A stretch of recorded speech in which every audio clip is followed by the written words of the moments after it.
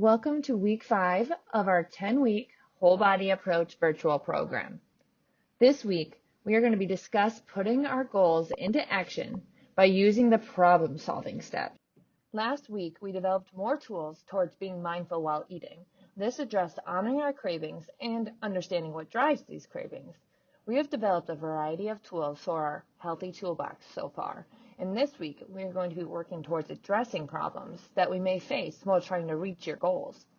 Throughout this session, we will describe the steps you can take towards achieving your goals and problem solving, identify chains of events that support both a healthy and unhealthy relationship with food, and also creating an action plan that supports those relationships. The 5 steps for problem solving are 1. Describe the problem. 2. List all your options. 3. Pick what seems to be the best option and try it. 4. Make a plan for putting the option into effect. And then 5. Follow the plan while also giving yourself grace. These steps, on top of preparing us for the unknown, can help us see many possible solutions to problems we may face. The first step, describing the problem, helps us become aware of the problem and see it from all angles. The following steps help break down the problem into smaller pieces so we can manage them better and develop tools to overcome them. Describing the problem in detail is the beginning of the problem-solving process. This can be managed by being specific and identifying what the problem is so you can address all possibilities towards overcoming the problem. Being specific also includes acknowledging what events led up to the problem. By understanding the chains of events that resulted in the problem, we can develop a plan to avoid them as a whole. To completely understand finding the action chain that led to the event occurring, we will be using an example related to a busy day at work. I had a stressful meeting at the end of the day, which I was not prepared for. I ended up not eating because I was too stressed about making sure I was ready. By the time of the meeting, I felt tired, and this ultimately resulted in my presentation not going well. Since it didn't go well, I ended up reaching for a bag of chips and soda the moment I got home from work. The problem in this situation was feeling tired, unprepared, and ultimately not doing well in the presentation. In addition, this also resulted in emotional eating afterwards. Using the same example as the last slide, we will begin to brainstorm our options towards solving the problem we had identified. 1.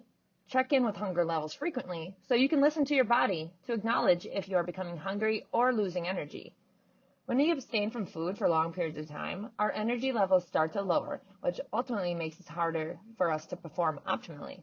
By checking in periodically with your hunger, you can focus on what the project at hand, but also honor your body to give it the fuel it needs. 2. Understand that food will give you energy to perform while at work. By understanding that food will ultimately help you rather than take time away from your work, meals and snacks can be honored throughout the day. By understanding that food is fuel throughout the day, the feelings of tiredness during the meeting could have been avoided.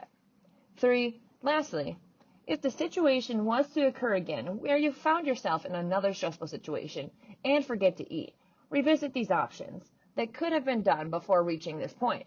Make it a point to use the action plan we will be discussing later to ensure that this does not become a habit. However, there could be a solution towards the emotional eating, which occurred afterwards.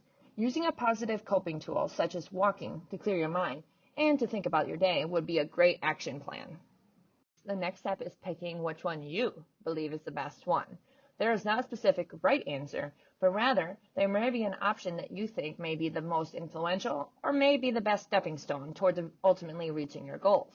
To find the best answer for you, it is necessary to weigh the pros and cons of each item. This may involve considering your schedule or considering how sustainable these options would be. If the first option you had chosen did not help as much as you first believed it would, you are encouraged to adjust your plan. It is important to keep in mind this is a lifelong process, and you can adjust your plan by either adding another component or trying to implement a completely different option. While implementing the different options that you find best for you, the next step is making a positive action plan. This will allow specific steps towards achieving these options. This plan involves statements such as, what are you going to do? When are you going to do it?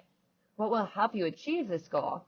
What roadblocks you may run into, and what you will do to support this relationship. We will revisit this work meeting, which resulted in forgetting to eat, which ultimately led to underperforming at work and emotional eating afterwards. We have addressed the problem, the action chain which led to the problem, and the options we can take towards avoiding this problem. Now we are going to make this into an actionable plan. The option we chose for this example is checking in on hunger frequently throughout the day. This adds specific, measurable components towards understanding your hunger cues and listening to your body. Next, by addressing when you will do your action plan, adding specific times to specifically address hunger will be extremely influential. By checking it at specific times, you'll be able to take a step back from your work and check in with your body. This will all be achieved by figuring out what would serve as an influential reminder for you. This could be signs in your office, pictures by your door, or reminders on your phone. Lastly, addressing roadblocks will help understand them before they happen, and also have an action plan ahead of time. By doing this, it will not seem like a sudden issue because you had already accounted for things such as being tired, lack of self-care, or being unprepared the night beforehand. The last step is putting the plan into action. Now we have developed tools to begin specific with addressing our problems, looking at the whole picture, and developing a plan that can act as a guide for problem solving in the future. After trying the plan, ask yourself a few questions. Did it work? If not, what went wrong? Can this be addressed? What can I do next time to make this specific plan work better? And what is another plan I can try if this one just didn't work? Remember that it is okay if your first plan didn't completely work as you expected. Give yourself grace and allow flexibility to your problem solving. We are on a journey towards developing lifelong health, and it is okay to try a few options and also add or remove parts of your original plan. As long as you ultimately get to where you want to be, that is what we are striving for. Take a second to pause the video and answer the following questions on a scale of A, always, O, often, S, sometimes, R, rarely, and N, never. By the end of the program, you will be able to reference back to your answers and see if you have made any changes with your relationship to eating. 1. I have regular meals. 2. I tune into food and pay attention to eating. 3. I make time to eat. 4. I consider what is good for me when I eat. And then 5. I plan on feeding myself and my family. If you answered sometimes, rarely, or never, this is a great place to think about making a step forward in the upcoming week. The more you can answer always or often, the more meals will become a priority to improve yours and perhaps your family's relationship with food. Throughout this process, we have discussed the steps towards problem solving. The process involves describing the problem, brainstorming options, choosing what option is best for you, developing an action plan, and then finally, following the action plan. Throughout the week and continuing forward, think of any goals that are calling you.